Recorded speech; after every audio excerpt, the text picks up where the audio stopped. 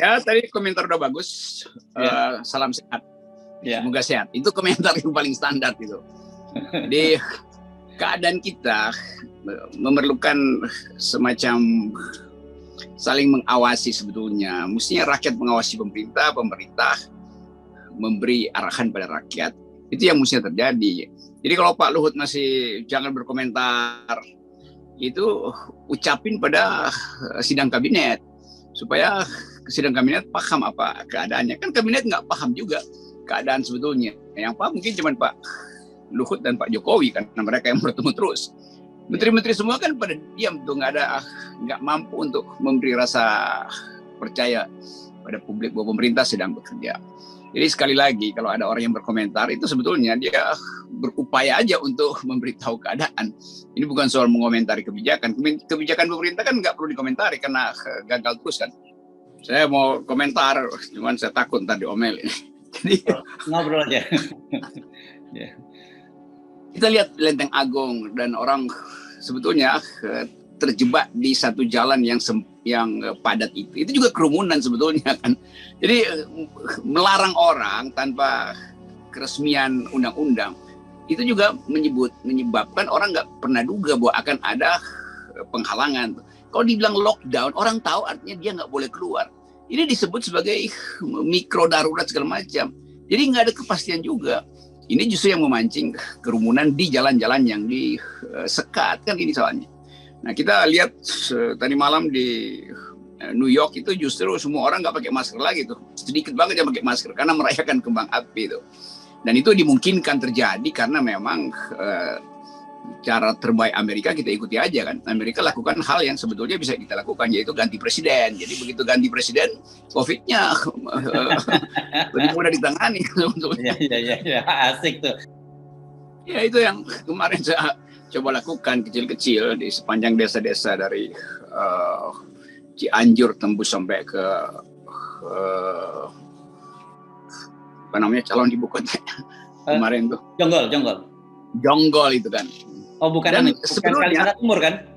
Ada dua calon ibu kota. Yang Jonggol sama Kalimantan Timur. Ya. Itu calon yang berbahaya karena merusak yang di Kalimantan Timur. Jadi sebetulnya rakyat kita kalau dibantu aja sedikit, beri pemahaman dan digratisin aja kan, petugas desa itu ya bagi-bagi masker aja sebetulnya tuh. Dan itu sebetulnya intinya tuh. Jadi ya kita belajar sebetulnya dari Amerika tentang disiplin, tentang kemampuan presiden baru untuk menghimbau dan betul-betul dia merawat rakyatnya, bukan membentak-bentak rakyat kan. Bahkan Joe Biden masih bilang masih ada kira-kira 30% atau 3% yang fatalistiknya atau fatal rate-nya bisa naik karena ada varian baru Delta. Tapi dia ucapkan itu tanpa membentak tuh, hanya memberitahu tuh. Nanti hati-hati ya. Nah itu yang sebetulnya kita inginkan di sini. Tetapi di Indonesia itu dilarang orang berkomentar. Itu artinya pembungkaman juga, pembungkaman demokrasi. COVID dimanfaatkan pemerintah untuk membungkam orang berkomentar. Padahal orang ingin membangun solidaritas. Jadi pemerintah sebetulnya juga lakukan semacam otoritarianisme kan, karena mau mengendalikan opini dari dalam istana aja. Padahal rakyat itu bisa nonton opini dunia tuh di channel-channel YouTube dan semua tahu bahwa Indonesia sebetulnya memang buruk, apa yang mau ditutupi. Ini pemerintah yang kena OTG juga nih, otoritarianisme tanpa gejala. Jadi ini keadaan kita tuh, padahal dalam keadaan darurat segala hal harusnya bisa dicobakan atau diupayakan. Itu kan kedaruratan membuat Anies ambil langkahnya sendiri itu. Yang lain juga lakukan hal yang sama. Ya namanya juga darurat, maka anything goes sebetulnya tuh. Kecuali pemerintah mengatakan oke, kedaruratan ini kami yang tanggung, maka karena itu semua nggak boleh bicara kecuali pemerintah, karena pemerintah siapin seluruh peralatan kesehatan, jaminan gaji yang dibayarkan dulu oleh negara. Kan itu yang dilakukan oleh Perancis, oleh Jerman lagi. Nah kita nggak tahu mau nyontoh siapa nih, karenanya akibatnya kita frustrasi aja kan, orang berkomentar nggak boleh, padahal dikasih makan pun nggak sama negara tuh. Yang terjadi adalah mulai banyak LSM yang lakukan aksi solidaritas untuk kumpulin tabung oksigen, sekedar bantu masker tuh, dan itu sedang berlangsung sekarang. Nanti apa mau dilarang negara juga tuh. Jadi ini curangnya negara begitu, dia pelit, duitnya nggak mau dia keluarin, tapi orang yang ngomel-ngomel karena keadaan mau dilarang juga bicara tuh.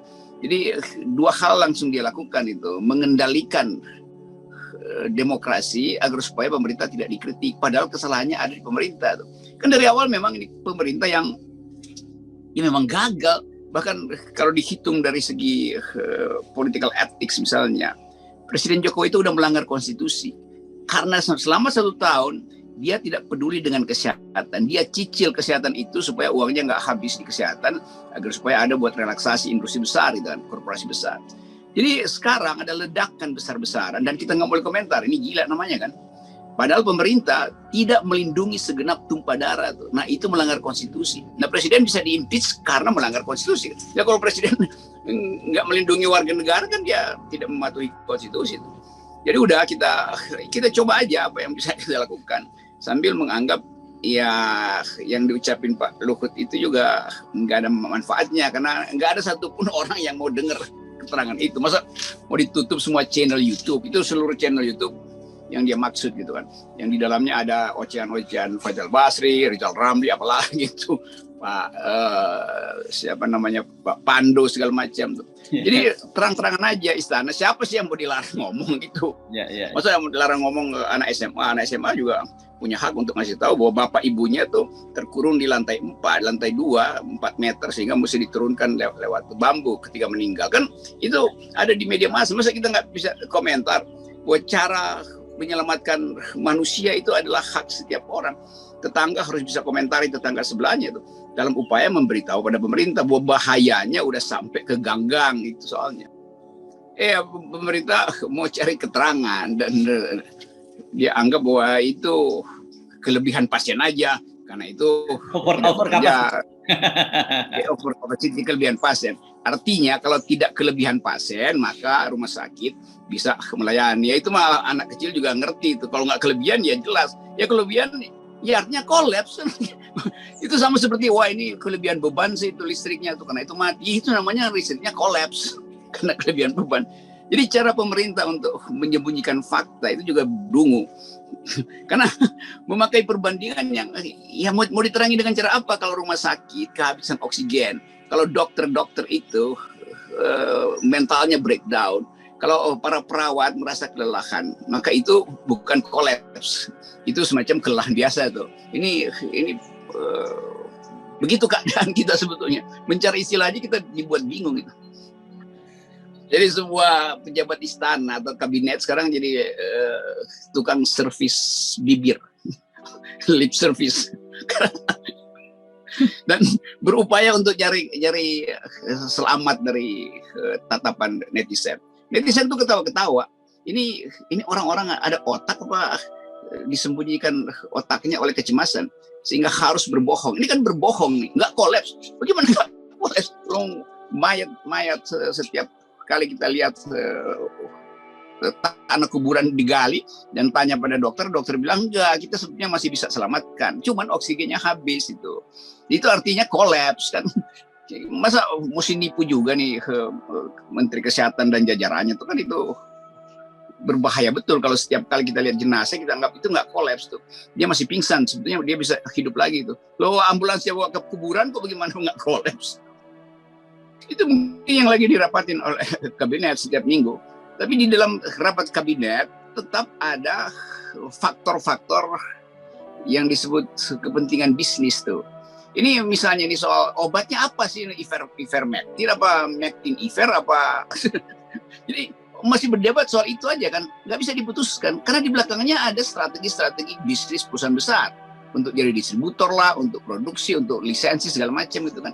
Jadi pertengkaran tentang bisnis itu menyebabkan pemerintah gagal fokus. Kenapa begitu? Ya karena di belakang pemerintah pebisnis semua tuh yang punya kepentingan dengan kebijakan COVID ini kan. Anggaran COVID yang dulu dibikin berapa itu, 1.000 triliun apa itu, 1.500 triliun segala macam itu toh tidak dimaksudkan sepenuhnya untuk penanganan kesehatan, tapi untuk relaksasi, untuk macam-macam kontrak ini, kontrak itu, lisensi import ini segala macam. Jadi fasilitas kesehatan kita memang udah kolaps karena kebijakan kita memang amburadul, kan itu intinya. Ya itu jadi terlihat nih pemerintah bukunya buku kusam yang diulang-ulang, padahal udah ada edisi baru tuh. Ini masih bansos, prakerja segala macam itu. Jadi dia nggak paham sebetulnya bahwa penderitaan rakyat itu ada di depan mata, di UGD itu, di halaman-halaman yang bergeletakan itu. Kan mestinya ada satu bahasa yang sama. Ini barusan nih ada orang protes nih. Ada siapa nih, Fajrul Rahman apa bikin webinar tentang ibu kota baru tuh. Iya. Dan mengundang beberapa pakar masih bicara soal itu. Itu kan gila nih. Jadi terlihat kemudian dirubah lagi segala macam, mungkin karena sponsornya nggak datang. Jadi seolah-olah ini otaknya kosong, sebenarnya otaknya kosong. Jadi sekali lagi kita tahu apa yang dimaksud oleh Pak Luhut. Dia jengkel aja sebetulnya karena seolah-olah nggak bergerak nih proses penyembuhan dan penurunan kematian. Lalu dia bikin lagi proyeksi nanti di tengah bulan bisa menurun tuh. Pak Jokowi juga udah ngerti. Nanti Pak Jokowi tambahin kan. Biasanya Pak Jokowi itu mendramatisir. Kalau dibilang tengah bulan nanti Jokowi datang, ya kita sudah putuskan bahwa COVID itu harus kita hentikan 2 minggu sejak sekarang. Jadi dia putuskan hentikan COVID. Ini tanpa ada kejelasan apa arahnya strategi penanganan COVID ini. Oke. Karena itu saya mengerti kejengkelan Pak Luhut itu kejengkelan yang sebetulnya dia tahu sendiri diakibatkan oleh koordinasi di kalangan kabinet yang amburadul, kan itu kan. Jangan jengkel pada kabinet, marahin rakyat, jangan komentar. Oke, kita terima Pak Luhut bilang jangan banyak komentar rakyat, dan rakyat bilang jangan banyak lip service pemerintah. Ya itu kalau orang Betawi bilang, lu diem aja, aman di kampung. Nah, sebetulnya publik hanya ingin itu. Udahlah, dia pemerintah kerjain aja yang dia bisa kerjain. Rakyat lagi melakukan aktivitas solidaritas itu. Yang bisa dihubungkan dengan solidaritas rakyat itu, yaitu yang tugasnya Pak Luhut, baca di mana pusat-pusat solidaritas, datangi mereka, beri semangat. Bukan dari televisi terus ngomel-ngomelin orang kan. Di situ itu biang dari kekacauan, tidak mau mengapresiasi pekerjaan LSM atau masyarakat sipil, tapi mau melarang para pakar untuk berkomentar. Padahal para pakar justru mau menghubungkan antara solidaritas dengan kebijakan istana. Itu tugas dari para pakar. Memang mulutnya itu tajam, tapi udah terima aja. Karena pemerintah kan kupingnya tebal, jadi teriakannya mesti dari kiri kanan itu. Ya, ini obrolan untuk membuka kemungkinan baru. Dan ya nggak ada salahnya kita bicarakan setiap hari, karena memang hanya itu yang bisa kita ucapkan itu. Sambil menunggu apalagi yang akan diomeli pemerintah terhadap channel-channel kritis ini. Yes, baik, makasih. Ya, salam sehat.